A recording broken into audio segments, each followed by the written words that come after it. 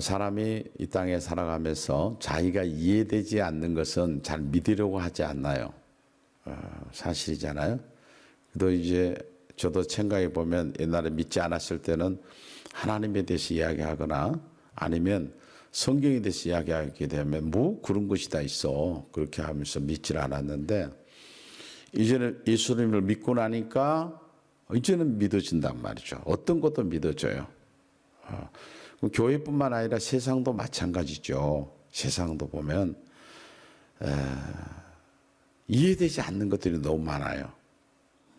그 가운데 하나가 뭔가 하면 오늘 사도행전 3장에 나와 있는 말씀은 정말 믿을 수 없는 일이 기록이 돼 있어요. 날 때부터 안진뱅이가 있었는데 안진뱅이로 태어난 거예요. 한 번도 일어나 서보지도 못한 사람이에요. 그 남의 도움을 받아서 살아야 되는 사람이에요. 어느 날 베드로와 요한이 이제 하나님의 은혜를 받고 난 다음에, 성령의 충만함을 받고 난 다음에 오후 3시예요. 여기는 9시라고 나오는데 이제 우리나라 시간으로 우리 역으로 따지면 오후 3시인데 들어가는 거예요. 이제 성전 안으로. 그러니까 하는데 한번 주세요. 그렇게 얘기를 해요. 그 순간에 이 베드로가 이야기를 합니다. 4절에 이렇게 말합니다. 베드로가 요한과 더불어 주모가 이르되 우리를 보라 그래요. 아니, 돈만 주면 될 거 아니에요. 근데 우리를 보라. 그리고 5절에는 이렇게 말해요. 그가 그들에게 무엇을 얻을까요? 바라봅니다. 이 지금 거지지요. 사실은 거지가 무엇을 얻을까? 뭘 주겠구나.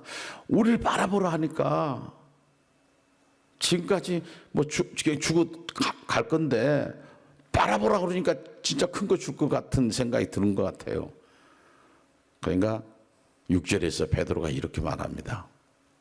베드로가 이르되 은과 금은 내게 없거니와 내게 있는 이것을 내게 주노니 나사렛 예수 그리스도의 이름으로 일어나 걸으라. 이 순간에 어떤 일이 일어났을까요? 여기에서 7절보다 10절을 보면은 이렇게 말하고 있습니다.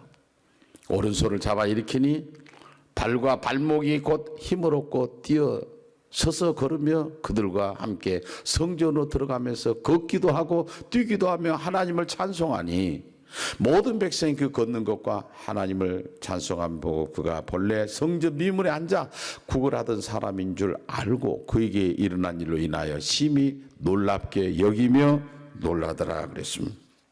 여기서 우리에게 하나님 주시는 메시지가 뭔가 하면 교회의 본질이 뭐냐는 거예요. 교회는 뭘 주는 것인가? 교회는 은과 금을 주는 것이 아닙니다. 교회는 예수 그리스도의 복음을 주는 것이에요. 구걸하는 사람에게 몇 푼의 돈을 주고 끝날 일이 아니라 예수 그리스도를 소개해 줬다는 사실입니다. 그리고 베드로는 말합니다. 나는 돈이 없다. 은과 금은 내게 없거니와. 왜 그렇게 얘기합니까? 그냥 예수 그리스도 이름으로 일어나 걸어라 그러면 되는데 나 돈 없다. 근데 내게 있는 것이 있다. 내 속에 있는 것이 있다. 그건 예수 그리스도야. 그 예수 그리스도를 내가 너에게 소개해 주마. 예수 그리스도에 너에게 역사가 할 것이다. 일어나 걸어라. 여러분, 예수를 믿으면 자기가 돈 없는 것에 대해서도 믿음의 사람은 불편함을 느끼지 않아요. 거기에 대해서 부끄럽지도 않아요. 이 말은 뭔가 하면 여기에 있는 거지가 원하는 것과 하나님이 주시기를 원하는 것은 다르다는 것을 우리에게 보여주고 있는 내용이기도 합니다. 베드로 속에 무엇보다 예수 그리스도로 충만해 있기 때문에 이 예수 그리스도면 모든 걸 할 수 있다는 것을 그는 알았기 때문에 나에게 지금 예수 그리스도가 있는데 당신한테 진짜를 내가 주고 싶다는 거예요. 그래서 그냥 예수 그리스도 그분을 그에게 소개했던 것입니다.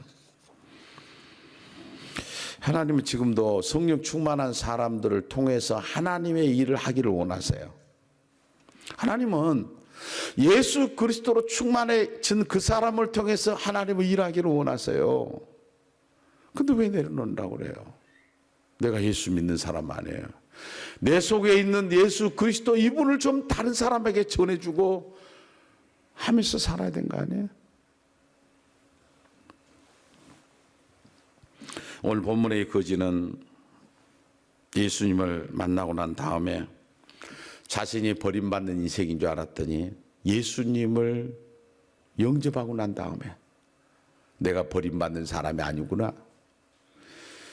나도 누군가가 나를 사랑해주고 그전에는 꿈도 없고 비전도 없고 그에게는 기쁨도 뭣도 다 사라진 삶을 살았는데 그 얼굴에서 한 번도 웃어본 적이 없는 항상 앉아서 지나가는 사람 위로만 쳐다보고 살았는데 어느 날 예수 그리스도를 영접하게 된 것입니다.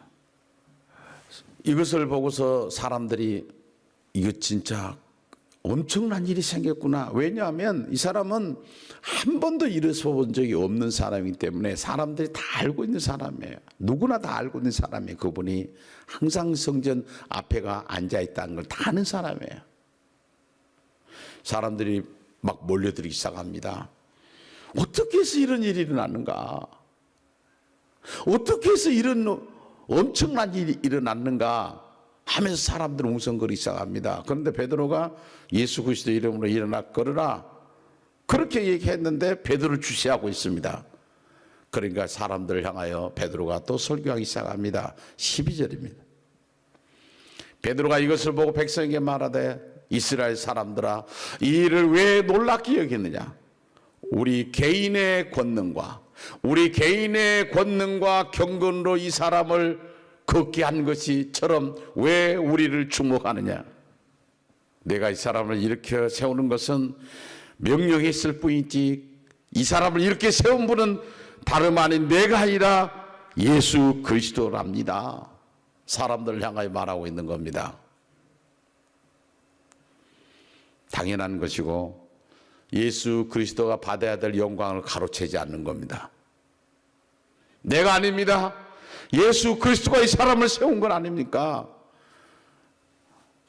하나님께 영광을 돌렸던 것이죠. 또 계속해서 16절에 이렇게 베드로는 설교했습니다. 그 이름을 믿음으로 예수님을 믿음으로 그 이름이 너희가 보고 아는 이 사람을 성하게 하였나니 예수로 말미암아 난 믿음이 너희 모든 사람 앞에서 이같이 완전히 낫게 하였느니라.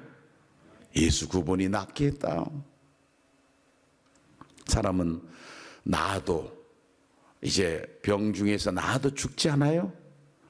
근데 진짜 중요한 게 뭐냐? 영원한 생명을 그에게 소개시켜 주었던 겁니다.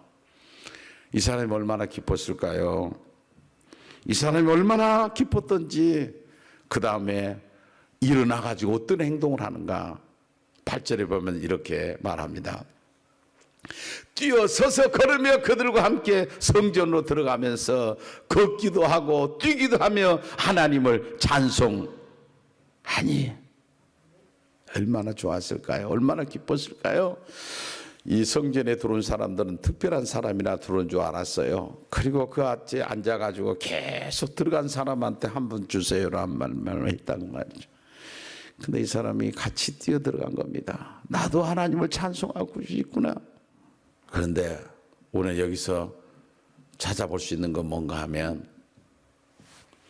그 앞을 얼마나 많은 사람이 지나면서 성전에 들어가서 기도를 했을까요? 3시는 그때 당시에 3시의 기도 시간이 정해놓고 시간이 있었다고 합니다.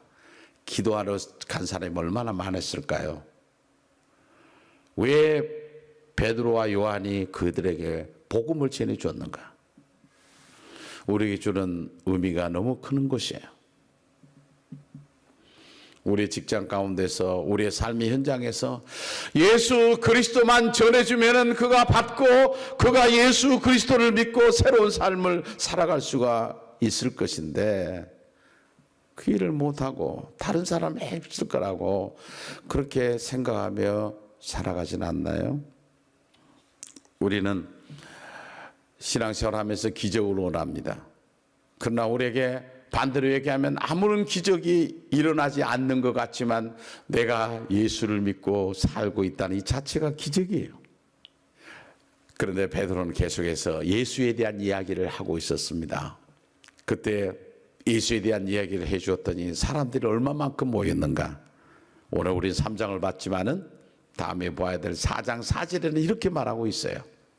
말씀을 들은 사람 중에 믿는 자가 많이 남자의 수가 약 5천이나 되었더라. 남자만 5천이라면 도대체 여자까지 얘들까지 합하면 얼마나 됐을까요? 예수님은 지금도 예수님을 만나지 못한 사람을 향하여서 예수 그리스도가 너를 사랑하고 너의 마음의 문을 지금도 두드리고 있는데 너가 문을 열면 내가 너에게로 들어가겠다고 말씀하고 계세요. 다시 한번 우리는 요즘에 사도행전을 낮에 이렇게 주일날 낮에 보면서 하나님 주시는 말씀을 전하는 사람이나 우리에게 주시는 메시지가 큽니다. 이것을 그냥 넘기지 마시고 우리 교인 전체가 다 정말 지금도 군중을 향하여 예수 그리스도를 전해줄 수 있는 그런 아름다운 삶을 살아가는 우리 성도들, 우리 가족, 약수 가족 다 되시기를 주님의 이름으로 축원합니다.